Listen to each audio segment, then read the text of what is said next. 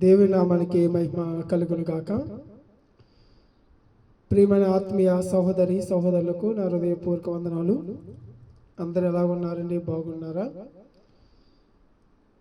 దేవుడు మనకిచ్చిన సమయాన్ని కొద్ది మాటలు మనం జ్ఞాపకం చేసుకున్న పరిశుద్ధ గ్రంథం నుంచి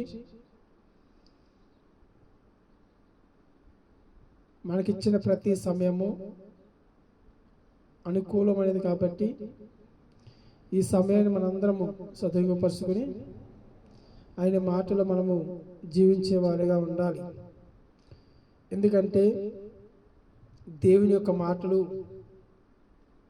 స్పష్టంగాను బైబిల్లో మనకు రాయించి మనము ఎలా నడుచుకోవాలి, ఎలా జీవించాలి, ఎలా మాట్లాడాలి, ఎలా నడవాలి అనే మాటలు మనకి బైబిల్ గ్రంథము తెలియపరుస్తూ ఉంది.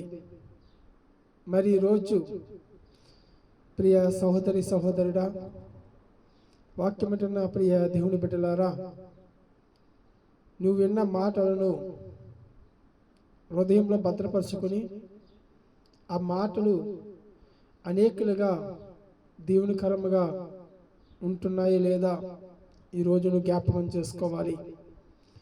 ఎప్పుడైతే ఈ మాటలు మన జీవితంలో ఫలింప చేస్తాయో, ఈ మాటలు ఎప్పుడైతే మనకి దేవునికి మహిమకరంగా మనం ఉంటామో, ప్రియ దేవుని బిడ్డ, అప్పుడు మనము దేవునిలో ఆస్తుకరంగా ఉంటాం, మేలుకరంగా నడిపిస్తూ ఉంటాడు. ఈరోజు ఒక మాట ఏమిటంటే కనుక దేవుని యొక్క రక్షణ. ఈరోజు రక్షణ అనే మార్గంలో మనం జీవించబడాలి. రక్షణ అంటే ఏమిటండి అంటారు చాలామంది. రక్షణ అంటే ఏమిటి అసలే? రక్షణ అంటే మనం చాలామంది బాప్తిసం తీసుకున్న రక్షణ పొందారు అని అంటూ ఉంటాం.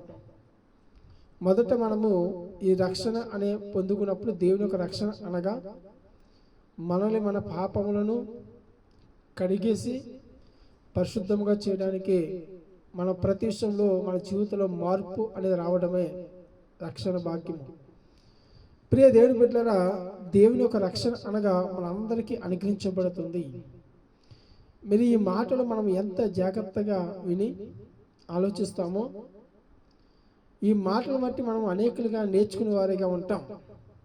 పరిశుద్ధ గ్రంథము చదివిస్తూ ఉంది. చాలామంది నిరాశ కలిగి ఉంటారు.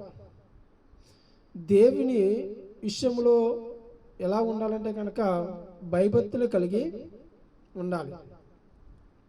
ఈ రోజుల్లో చాలామంది దేవుడు అంటే భయం లేని వాళ్ళు చాలామంది ఉన్నారు. అది ప్రక్కన పెట్టేస్తే కనుక ఈరోజు మనము దేవుని యొక్క మాటలు విని దాన్ని గ్రహిస్తున్నామా లేదా ఒక్కసారి నీకు నీవు సరి చేసుకోవాలి.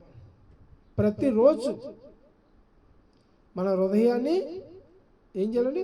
సరి చేసుకోవాలి, చూసుకోవాలి. ప్రతిరోజు కూడా ఏదో నామకార్థముగా ఉన్నాను, పని చేస్తున్నాను, వెళ్ళిపోతున్నాను అనే కాకుండా, స్వభావం కాకుండా దేవుని సన్నిధిలో మనం ఏం చేయాలండి? అనుదినమును మనము మాటలు జ్ఞాపకం చేసుకొని ఎప్పుడైతే ఈ మాటలు వింటున్నామో ఆ మాటలు ఏం చేయాలండి? మన హృదయంలో నింపుకునే వారిగా ఉండాలి. చూడండి, ఇక్కడ యెషయా గ్రంథము 12వ అధ్యాయము ఇక్కడ 3వ వచనం ఈ విధంగా రాయబడుతుంది. ఏమని? కావున మీరు ఆనందపడి రక్షణార్థములైన బహులోను నుండి నీళ్లు చేదుకొందురు. ఆ దినమును మీరు అలాగందురు. యెహోవాను స్తుతించుడి, ఆయన నామమును ప్రకటించుడి, జనములో ఆయన క్రియలను ప్రచురము చేయడి, ఆయన నామము ఘనమైనదని జ్ఞాపకము తెచ్చుకొనుడి. దేవునికి స్తోత్రం. ఇక్కడ ఈ మాటను మనం జ్ఞాపకం చేసుకున్నట్లయితే ప్రియ దేవుని బిడ్డలారా, దేవుని యొక్క వాక్యం మనకు చదివిస్తుంది కాబట్టి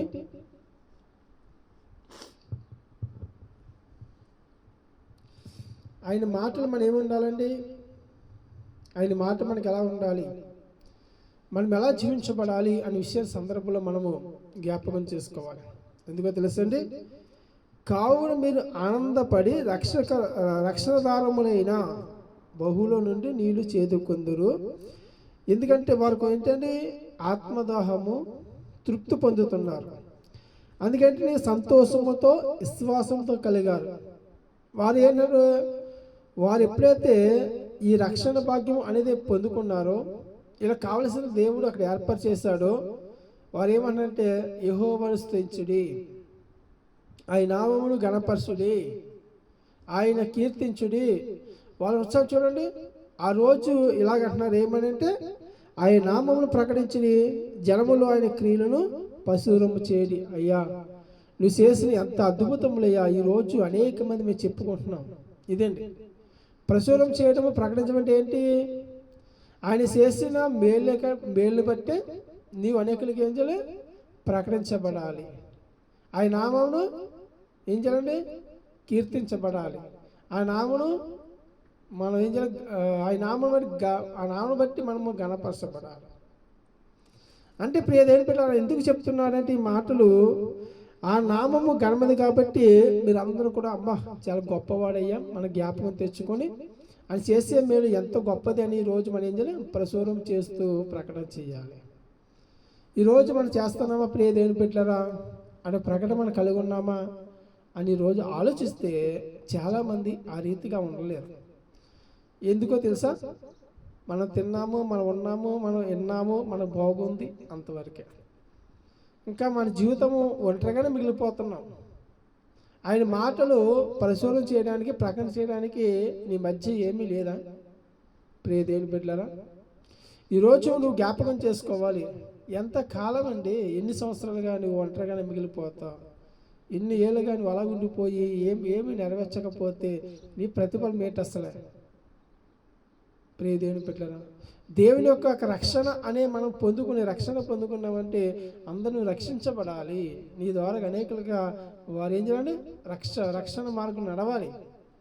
దేవుడు అదే మనం కోరుకున్నాడు. ఎందుకంటే ఆనాడు ఎప్పుడైతే వారు ఆనందపడ్డారో రక్షణదారములైన బహులో నుండి వాళ్ళు ఏం చేశారండి? నీళ్లు చేదుకున్నారంట.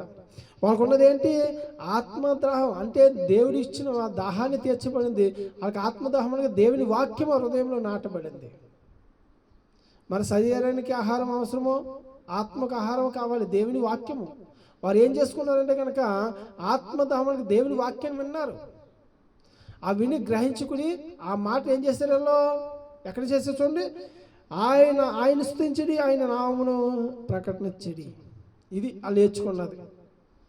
ఆహారం అనుకుంటే ఏదో నీళ్ళు తాగేసాం, భోజనం పెట్టారని కాదండి. ఇక్కడ శరీర ఆహారము భుజించబడుతుంది, ఆత్మక ఆహారము దాహం అయిపోతుంది. ఆత్మకంటే ఏం చేయాలంటే ఆయన వాక్యం హృదయంలో ఉండాలి. అప్పుడు ఆత్మక దాహం అనేది తీరుతుంది. ఆ వాక్య ప్రకారంగా మనం ప్రకటించబడాలి. ప్రియ దేవుని బిడ్డలారా, అలా మనము కలుగునట్లయితే కనుక దేవుని యొక్క రక్షణగా సంతోషం అనగా దేవుడు ఒక వాగ్దానం చేస్తాడు. ఏమో తెలుసండి? ప్రతి ఒక్కరికి నీ జీవజలమును మీకు అనుగ్రహించబడుతుంది అన్నాడు. అంటే ఆ జీవజలమును తాగినప్పుడు అంటే ఎన్నటికీ మనం తప్పుకోనమాట ప్రియ దేవుని బిడ్డలారా. అలాగే దేవుని వాక్యమును విన్నప్పుడు ఒక ఆత్మలో ఎప్పుడైతే ఈ దాహము దేవుని వాక్యం నింపబడిందో ఎప్పుడు మన ఆత్మకి దప్పిగా ఉండదు. ప్రియ దేవుని బిడ్డలారా, ఈరోజు మనము దేవుని విషయంలో దేవుని మాటలు ఏంటంటే చక్కగా జ్ఞాపకం చేసుకోవాలి. ఎప్పుడైతే ఆయన మాట ద్వారా మనం జీవించబడతామో ఆయన దేవుని వాక్యం అంటుంది, ప్రియ దేవుని సంగమా, ప్రియ దేవుని బిడ్డలారా, నిత్యము అనుదినమును కూడా ఏం చేయాలి?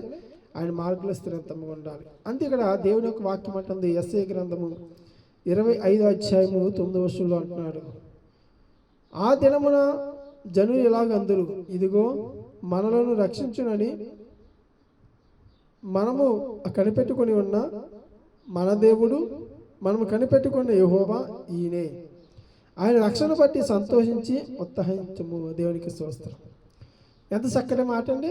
ప్రభువే నా దేవుడు, ఆయనే మన దేవుడు, యెహోవా నా దేవుడు, మనం రక్షించేవాడు, మన కాపాడేవాడు, సంరక్షించేవాడు. ఇక్కడేం చెప్తా చూడండి, చక్కగా రాయబడిందండి. ఎందుకు తెలుసండి? మన దేవుడు మనం కనిపెట్టుకుని యెహోవాయే, ఆయన రక్షణ బట్టి ఈరోజు సంతోషించి ఉత్సాహించబడుతున్నాం. ఈరోజు మిక్కిలి సంతోషం కలుగుతుందంటే ఎలాగండి? ఈరోజు మిక్కిలి ఆనందం కలిగిందంటే ఎలా కలిగింది ఏంటి చెప్పండి?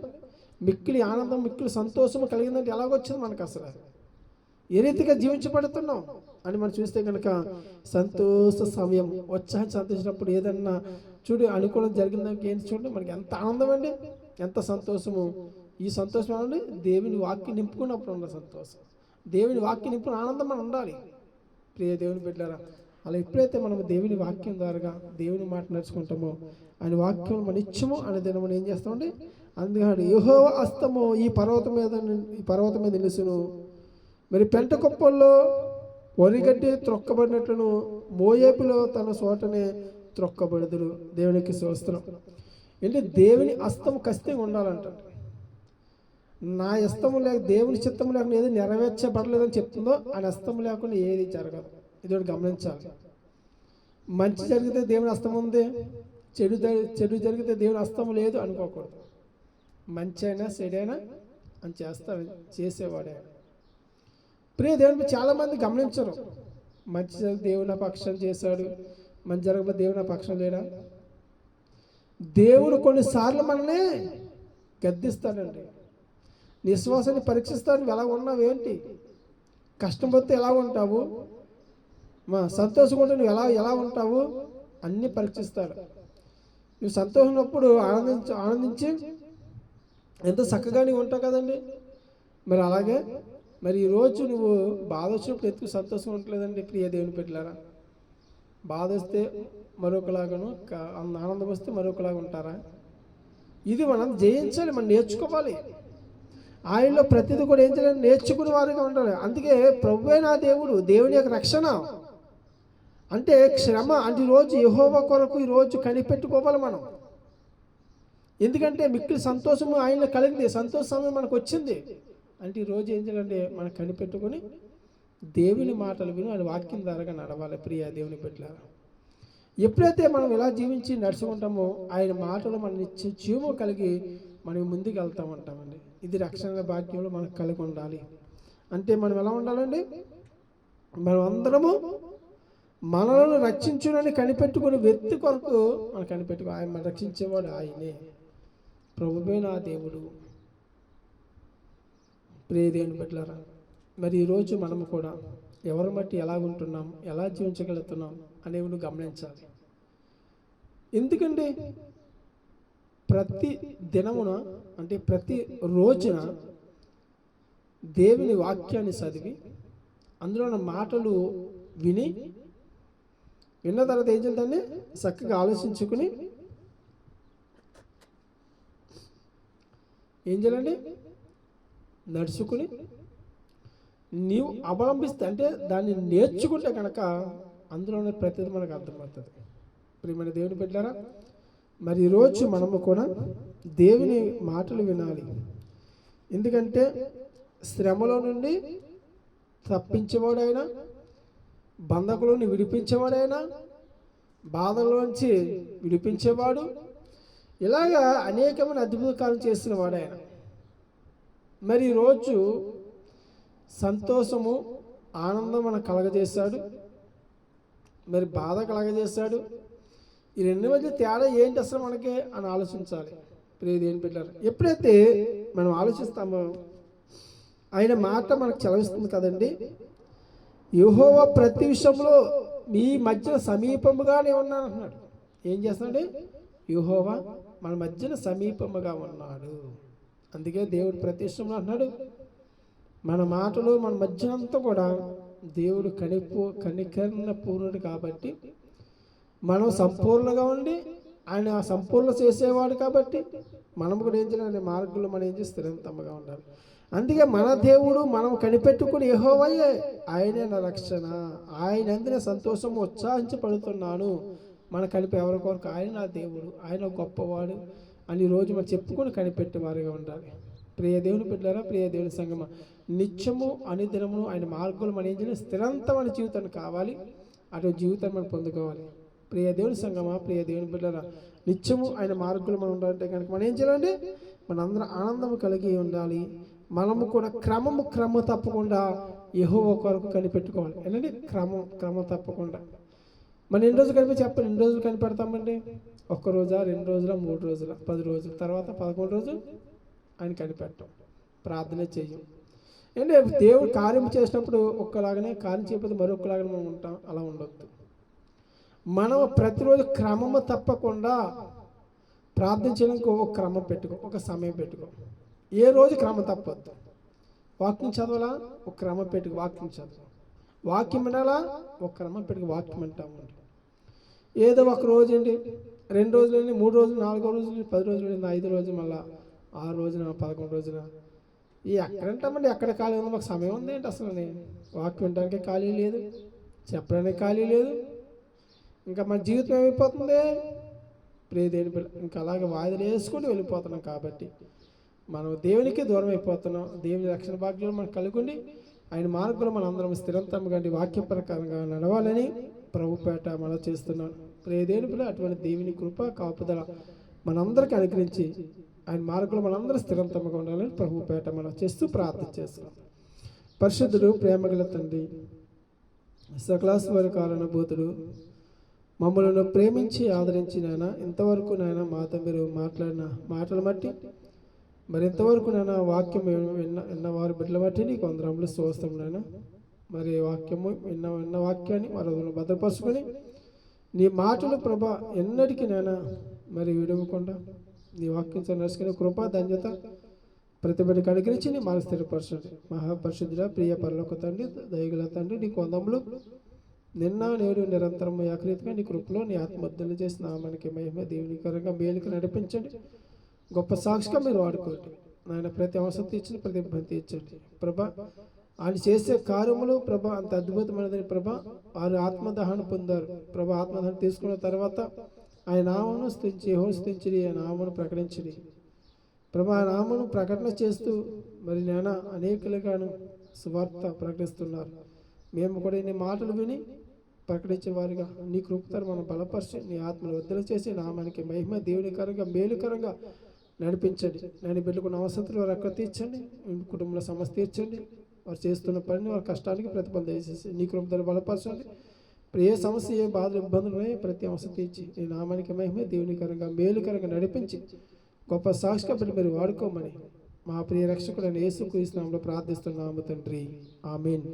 యేసు రక్తమే జయం, యేసు రక్తమే జయం. ప్రభు యేసు నామ సంపూర్ణ కలుగును గాక, ఆమేన్. మన తండ్రి దేవుని నుండి మన ప్రభు యేసుక్రీస్తు కృపయు పరిశుద్ధాత్మల సహవాసమును ప్రతి ఒక్కరికి సదాకాలముతో నడిపించును గాక, ఆమేన్, ఆమేన్. అందరికీ వందనాలండి.